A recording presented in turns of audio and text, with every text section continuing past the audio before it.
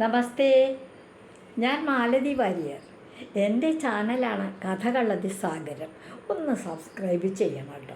എന്നും കഥകൾ പറയുന്നൊരു ചാനലാണിത്. ഇന്നത്തെ കഥ പ്രാവുകളുടെ ബുദ്ധി.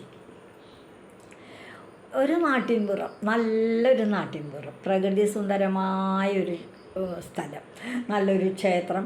ആ ക്ഷേത്രത്തിൻ്റെ അടുത്ത് നല്ലൊരു വലിയ ആൽമരം.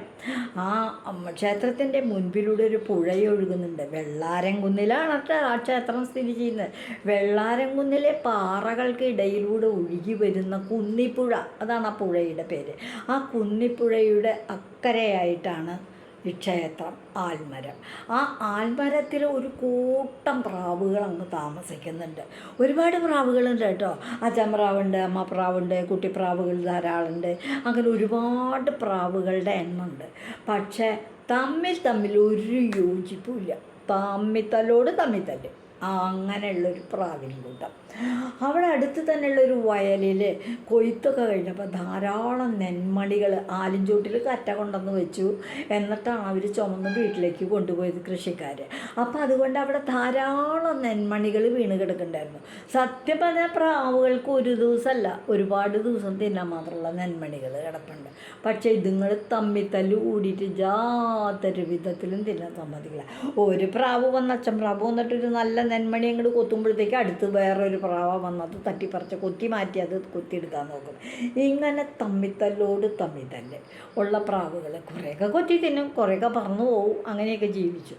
ആ മരത്തിൻ്റെ അടുത്ത് നിൽക്കുന്ന, ആൽമരത്തിൻ്റെ അടുത്ത് തന്നെ നിൽക്കുന്ന ഒരു കാഞ്ഞിരമരം ഉണ്ട് കേട്ടോ. ആ കാഞ്ഞിരമരത്തുമ്മ ഇരുന്നു കൊണ്ടൊരു കഴുകൻ ഈ കാഴ്ചയൊക്കെ കണ്ടു.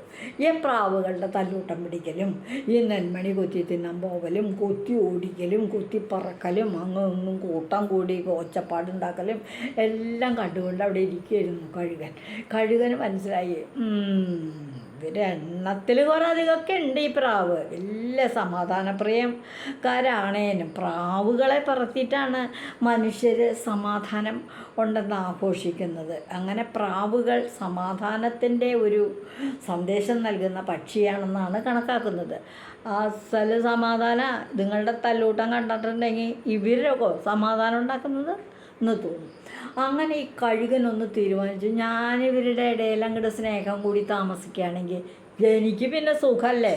ഇവരെ ഓരോരുത്തരെ എനിക്ക് അങ്ങോട്ട് തിന്നാലോ ദിവസവും. എനിക്ക് ഇര തേടി പോകുകയേ വേണ്ട. യാതൊരു അധ്വാനം കൂടാതെ ഒരു പണി എടുക്കാണ്ട് എനിക്ക് കാലാകാലത്തോളം തിന്നാൻ മാത്രം പ്രാവുകൾ. പ്രാവർത്തിക്ക് എന്ത് സ്വാദാണെന്നറിയാമോ? തന്നെ തീരുമാനിച്ചു കഴുകൻ, ഞാൻ ഇവരുടെ കൂട്ടം കൂടി ജീവിക്കാൻ പോവാം. വേഗം ഇറങ്ങി വന്നു. പിറ്റേ ദിവസമായി. കാലത്തെ പ്രാവുകളൊക്കെ അവരുടെ ദിനചര്യ എണീക്കണേയൊക്കെ ഉള്ളൂ കൂട്ടിന്ന്. ചില എണ്ണങ്ങളൊക്കെ പറന്നുപോയി. അങ്ങനെ ഇരിക്കുന്ന സമയത്ത് കഴുകൻ അവിടെ ചെന്നിരുന്നു. എല്ലാവരും അപ്പം ഞാനും ഇവിടെ അടുത്ത് തന്നെ താമസിക്കുന്ന ആളാണ് എന്നൊക്കെ പറഞ്ഞ് അങ്ങനെ കൂട്ടം കൂടി ഇതായിട്ട് അവരോട് സ്നേഹമായിട്ട് പെരുമാറിക്കൊണ്ട് ഇര തേടി വരും. അവരുടെ മരത്തിൽ തന്നെ, ആൽമരത്തിൽ തന്നെ ഒരു സ്ഥലത്തിരിക്കും, കിടന്നുറങ്ങും. അങ്ങനെയൊക്കെ ആയിട്ട് ജീവിച്ചു.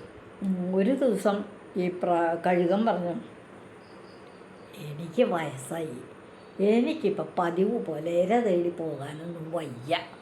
അതുകൊണ്ട് നിങ്ങളൊരു കാര്യം ചെയ്യണം, നിങ്ങൾ ഓരോരുത്തരായിട്ട് എനിക്ക് ഭക്ഷണമായി വരണം. ഞാൻ എല്ലാവരെയും കൂടെ കൂട്ടം പിടിച്ച് തിന്നണമൊന്നുമില്ല. അങ്ങനെയുള്ളൊരു ഉപദ്രവമൊന്നും ഞാൻ ചെയ്യില്ല. ഒരു ദിവസം ഒരാൾ വരണം എൻ്റെ അടുത്തേക്ക്, തയ്യാറായിട്ട് വരണം. അതിപ്പോൾ ഞാൻ ഒരാഴ്ചയും കൂടി അങ്ങോട്ട് പോയി ഭക്ഷണം തേടി നടന്ന് ജീവിക്കട്ടെ. അത് കഴിഞ്ഞാൽ അടുത്ത ആഴ്ച തിങ്കളാഴ്ച തൊട്ട് ഞാൻ എൻ്റെ വാസസ്ഥലത്ത് ഒരു പ്രാവ് വന്നിരിക്കണം. നിങ്ങളാലോചിച്ചോളൂ ആരാ വരണേന്ന്, നിങ്ങൾ തീരുമാനിച്ചോളൂ. ആരായാലും വിരോധമല്ല, എനിക്കൊരാൾ വരണം, ഞാൻ അയാളെ പിടിച്ച് തിന്നുകയും ചെയ്യും. അതും പറഞ്ഞേക്കാം. കഴുകൻ്റെ ഈ തീരുമാനം പ്രാവുകൾക്ക് വലിയ വിഷമമായിപ്പോയി. എന്തായി പറയണേ, തങ്ങളുടെ ഇടയിൽ നിന്ന് ഒരാളെ കാര്യം ഞങ്ങൾ തല്ലൂടുകയൊക്കെ ചെയ്യും. പക്ഷെ ഒരാളെ മൂന്നാമത് പുറമേ നിന്നൊരു ശത്രു അങ്ങോട്ട് പിടിച്ച് തിന്നുക എന്ന് പറഞ്ഞാൽ, കഴുകൻ പിടിച്ച് തിന്നുക എന്ന് പറഞ്ഞാൽ അതത്ര സുഖമുള്ള കാര്യമൊന്നുമല്ല. ഇങ്ങനെ ഇപ്പം നമ്മളൊന്ന് രക്ഷപ്പെടണേ. ഈ കഴുകൻ്റെ കാര്യത്തിനൊരു തീരുമാനമാകണമല്ലോ.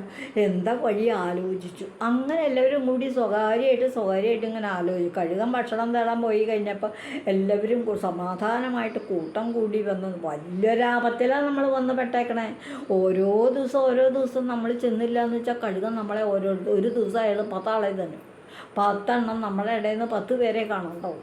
ഒക്കെ കഴുകും കൊത്തി തന്നെ. അതുകൊണ്ട് ഈ കഴുകനിൽ നിന്ന് രക്ഷപ്പെടാൻ നമുക്കൊരു സൂത്രം കണ്ടുപിടിച്ചേ പറ്റൂ, നമുക്കൊരു വഴി കണ്ടുപിടിച്ചേ പറ്റൂ. നമുക്ക് നേരിട്ട് അയാളെ കൊത്തി പറിക്കാനൊന്നും ആവില്ല, നമ്മളെ ഇങ്ങോട്ട് തിന്നും. അങ്ങനെ ആലോചിച്ചിരുന്നപ്പോൾ ഒരു വയസ്സായ പ്രാവിനൊരു സൂത്രം തോന്നി. പ്രാവ് പറഞ്ഞു, നിങ്ങളൊരു കാര്യം ചെയ്യൂ, സമാധാനിക്കൂ. ഇവിടെ അടുത്ത ഗ്രാമത്തിൽ ഒരു മൂശാരി താമസിക്കുന്നുണ്ട്. മൂശാരി എന്ന് പറഞ്ഞാൽ ഈ ലോഹങ്ങൾ ഇരുമ്പ് കൊണ്ടും ഓടുകൊണ്ടും ഒക്കെ പാത്രങ്ങളും പലതരത്തിലുള്ള ഉരുളി, കിണ്ടി, ഗ്ലാസ്, ലോട്ട ഇതൊക്കെ ഉണ്ടാക്കുന്ന, ഇരുമ്പ് കൊണ്ടാണെങ്കിൽ ചീനച്ചട്ടി, ദോശത്തട്ട്, ചട്ടകങ്ങൾ, അങ്ങനെയൊക്കെ പലതരത്തിലുള്ള ഇരുമ്പിൻ്റെ കോടാലി, വാക്കത്തി അതൊക്കെ ഉണ്ടാക്കുന്ന അങ്ങനെ ചെയ്യുന്ന ജോലിക്കാരാണ് ഈ മൂശാരിമാരെന്ന് പറയുന്നത്. ആ മൂശാരി ചെന്ന് കണ്ടു പറഞ്ഞു, ഈ പ്രാവ് ചെന്ന് കണ്ടു കഴിഞ്ഞിട്ട് പറഞ്ഞു, ഞങ്ങൾക്ക് ഇരുമ്പ് കൊണ്ടുള്ള ഒരു പ്രാവിനെ ഉണ്ടാക്കി തരണം എന്ന് പറയും. ഇരുമ്പ് കൊണ്ടുള്ള പ്രാവോ, എന്തിനാതെന്ന് വെച്ചു. അതോ ഞങ്ങളൊരാപത്യപ്പെട്ടേക്കുക, ഞങ്ങളെല്ലാവരും കൂട്ടമായിട്ട് ആലും മുകളിൽ താമസിക്കാറുണ്ട്. ഇപ്പോൾ ഒരു കഴുകൻ അവിടെ വന്ന് പെട്ടിട്ടുണ്ട്. അയാൾക്കിപ്പോൾ യാത്രയൊക്കെ ഇത്തിരി ബുദ്ധിമുട്ടത്ര, ഇര തേടി പിടിക്കാൻ പറ്റില്ല. ദിവസം ഞങ്ങളിൽ ഓരോരുത്തർ ചെന്ന അയാൾക്ക് ഭക്ഷണമായി തീരണം. അയാൾ ഞങ്ങളെ പിടിച്ച് തിന്നും. ഞങ്ങളങ്ങനെ ഒരു ദിവസം ഓരോരുത്തർ ചെന്നില്ല എന്ന് വെച്ചാൽ എന്താ ഉണ്ടാവാൻ പോണേ? ഒരു ദിവസം അങ്ങോട്ട് അയാൾ ചെറുകട്ടിച്ചങ്ങട്ട് ഞങ്ങളുടെ ഇടയിലേക്ക് അവർ ഞങ്ങളെ 10 ആളെ തിന്നും. അപ്പോൾ പെട്ടെന്ന് തന്നെ ഞങ്ങളുടെയൊക്കെ കഥ കഴിയില്ലേ. അതുകൊണ്ട് ഞങ്ങളെ രക്ഷിക്കണം. ഇരുമ്പ് കൊണ്ടുള്ള പ്രാവാകുമ്പോൾ അത് ഇരുമ്പ് കൊണ്ടുള്ളപ്പോൾ ഒരു പ്രാവിനെ കിട്ടിച്ചിട്ട് എന്താ കാര്യം? അതൊക്കെ ഉണ്ടെന്നേ, ഒരു പ്രാവിനെ ഉണ്ടാക്കി തരും, ഞാൻ തരാം എന്ന് പറഞ്ഞു. അങ്ങനെ ഉണ്ടാക്കി നെഗിൽ കൊണ്ടു തന്നു. മൂശാരി പ്രാവിനെ ഉണ്ടാക്കി കൊടുത്തു.